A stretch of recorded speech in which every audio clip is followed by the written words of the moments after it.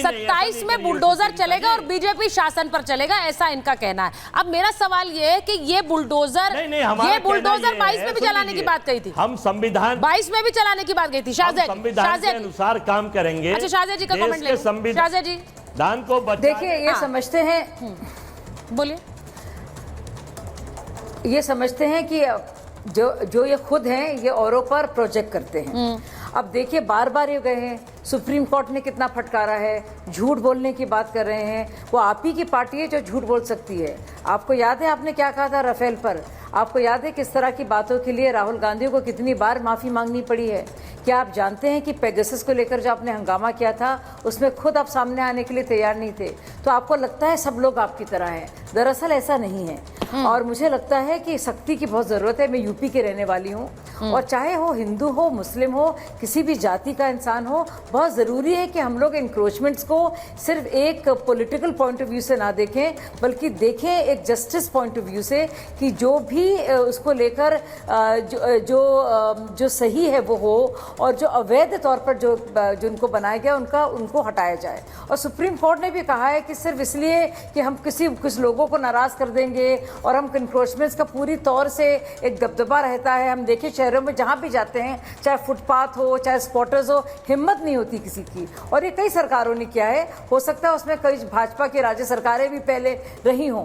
तो लेकिन ज़रूरी है कभी ना कभी किसी ना किसी को एक सख्त रुख अपनाना और कहना कि ये जो लॉज हैं ये सबके लिए बराबर हैं, और असंवैधानिक तरीके से अवैध निर्माण, चाहे किस जाति का, समुदाय का हो, चाहे किसी मंदिर मस्जिद लॉबी का हो, किसी भी, अगर वो गलत है वो गलत है। नहीं, मुझे लगता है अनंत विजय जी ने बहुत खरी बात बोली है, उस पर भी एक डिस्कशन बनता है। अनंत जी ने जो बात कही, भाटी जी, उन्होंने कहा कि एक बहुत क्लियर वर्ग है जिसे आप लोग लुभाना चाहते हैं, इसीलिए बुलडोजर कार्रवाई के खिलाफ आप लोग बोलते नहीं है। एक बार तो बोलिए कि जिसका अवैध घर है उसे तोड़ा जाएगा, उस पर बुलडोजर चलना बिल्कुल सही है। बोलते क्यों नहीं है ये बात? वो सीधी पूछ रहे हैं। सरकारों का काम बसाना होता है, उजाड़ना नहीं होता। सरकार का काम निर्माण करना होता है, विध्वंस करना नहीं होता। जिन लोगों के दिमाग नकारात्मक हैं, जिनके दिमाग विध्वंसकारी हैं, जिनके दिमागों में नफरत भरी हुई है, उन्हें तोड़फोड़ बहुत अच्छी लगती होगी। कोई भी हो, कहीं भी बैठे हों, उन्हें तोड़फोड़ बहुत अच्छी लगती है। अच्छा, वो बुलडोजर वाली तोड़फोड़ करेंगे, आप सियासी तोड़फोड़ करेंगे 27 में? वो भी तो तोड़फोड़ है जिसकी बात आप कर रहे हैं 27 में करने वाली। सियासी तोड़फोड़ तो अपने आप ही हो रही है। भारतीय जनता पार्टी टूटती जा रही है, सबको दिखाई दे रही है।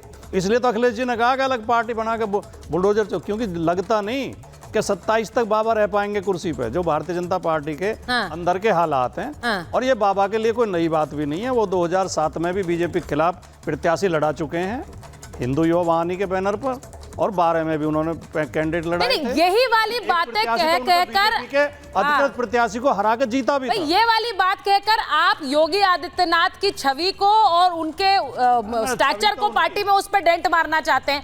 ये समाजवादी पार्टी लगातार कर रही है चुनाव के बाद। आनंद जी, ये सही है कि नहीं है? जैसी है सबको दिखाई दे रही है, हम क्या डेंट मारे? तो उसी छवि के बूते वो 2 चुनाव जीत गए आपसे, उसी छवि के बूते जीते हैं 17 और 22। भाई आप उस पर तंज कस सकते हैं, लेकिन अनंत जी बताऊं क्यों जीते? पार्टी अनंत जी, हाँ, उसके बाद बता दीजिएगा। भाटी जी की पार्टी निरंतर ये कर रही है। इनके नेता ने, इनके राष्ट्रीय अखिल भारतीय अध्यक्ष ने एक ऑफर दिया था, मॉनसून ऑफर। मॉनसून तो चला गया, ऑफर का कोई टेकर्स नहीं बचा। अब मुझे लगता है विंटर ऑफर देना पड़ेगा उनको। शायद विंटर ऑफर के झांसे में कोई आ जाए, या सेल लगानी पड़ेगी, कुछ तो करना पड़ेगा, क्योंकि इस तरह से तो होगा नहीं। ये जो एक कहा जाता है ना कि वो रहेंगे नहीं रहेंगे, अलग दल बना लेंगे, ये कर देंगे। भाटी जी, मैं पत्रकार होने के नाते आपको जानकारी दे रहा हूँ, इस समय योगी आदित्यनाथ की स्थिति बहुत मजबूत है, और आप लोग उपचुनाव की तैयारी में जुटिए। उनकी चिंता छोड़ दीजिए, वो उपचुनाव उन्हीं के नेतृत्व में उत्तर प्रदेश में लड़ा जाएगा, और बहुत मजबूती के साथ लड़ा जाएगा, ऐसी मेरी जानकारी है। मैं किसी उस पर नहीं कह रहा हूँ। आप लोग अभी सबसे बड़े दल के तौर पर उत्तर प्रदेश से जीत के आए हैं, तो उस बड़प्पन को, या उस जो एक बड़ी जीत मिली है, उसको बरकरार रखने की चुनौती आपके सामने नहीं होगी, क्योंकि आप 5 सीट स्टेक पे हैं। भारतीय जनता पार्टी के सबको मिला के 4 ही सीट स्टेक पे हैं। तो अगर एक दो भी इधर उधर छिटक गए इस मॉनसून और विंटर ऑफर में, तो फिर सवाल आपकी पार्टी पर भी उठेंगे। सवाल आपकी पार्टी पर भी उठेंगे। अब मेरा तो मुझे आज बड़ा इंटरेस्टिंग लगा जब अखिलेश यादव ने ये कहा कि बुलडोजर हम चलाएंगे 27 में और सारे बुलडोजर गोरखपुर की तरफ चलेंगे।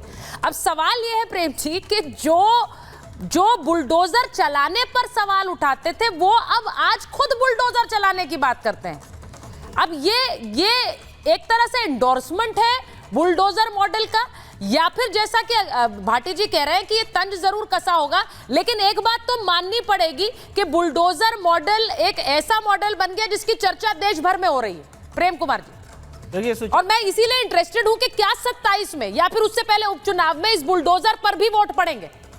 सुचारिता जी, इस बुलडोजर जो एक्शन है इसको सपोर्ट करने वाले पहले सोचे कि उत्तर प्रदेश में क्या इंक्रोचमेंट रहित हो गया है। उत्तर प्रदेश क्या इंक्रोचमेंट है ही नहीं, उत्तर प्रदेश में सारे इंक्रोचमेंट वाले मामलों को निपटा दिया है। गोरखपुर में क्यों नहीं चलता है ये बुलडोजर? क्या गोरखपुर में है ही नहीं इंक्रोचमेंट? आप अखिलेश यादव जी थोड़ा ढक के बोल रहे हैं, बोल नहीं पा रहे हैं राजनीतिक कारणों से, लेकिन उनका जो वो गोरखपुर में पीठ धाम इधर उधर जो सारी जमीन प्रॉपर्टी है योगी आदित्यनाथ जी की, अरे वहां भी तो इंक्रोचमेंट देखे कोई, वहां क्यों नहीं चल रहा है बुलडोजर? ये कहना चाहते हैं अखिलेश यादव, और वो खुल करके बात आएगी सामने। लेकिन मूल बात यह है कि बुलडोजर सेलेक्टिव ढंग से चल रहा है। ये तो आपने बड़ी बात कह दी कि योगी आदित्यनाथ की अपनी कई प्रॉपर्टी है। जब सेलेक्टिव ढंग से चलेगा, सुन लीजिए इस बात में मैं अपने साथी पत्रकार जी का भी जवाब देना चाहता हूं। वो कह रहे हैं कि केवल मुसलमानों के लिए ये आवाज उठाई जा रही है जो लोग भी बुलडोजर का विरोध कर रहे हैं। केवल जब मुसलमानों को ध्यान में रख करके अगर आप बुलडोजर चलाएंगे तो जो प्रतिकार होगा तो आपको लगेगा कि मुसलमानों के लोग बीच में खड़ा। आपने एक आंकड़ा भी दिया कि नहीं, देखिए मेरा एक सवाल है, जी। मेरा एक सवाल है। आप कहते हैं मुसलमानों पर चलेगा, मुझे एक बात बताइए, एक बात मैं डीजीपी सर से भी पूछूंगी और शाजिया जी यहाँ बैठी हुई हैं। अब अगर आप मुख्तार अंसारी के बारे में बात करेंगे, अतीक अहमद के बारे में बात करेंगे, तो वो मुसलमान है या फिर वो अपराधी है? मेरा सीधा सवाल ये बार बार घूम फिर कर आता है, लेकिन इन नामों के आगे आप मुसलमान या हिंदू या ये पहचान है क्या? शाजिया जी, बात आपने की। सुचरिता जी बोलिए ना प्लीज। सुचरिता ने बहुत ही जरूरी आपने बात कही है।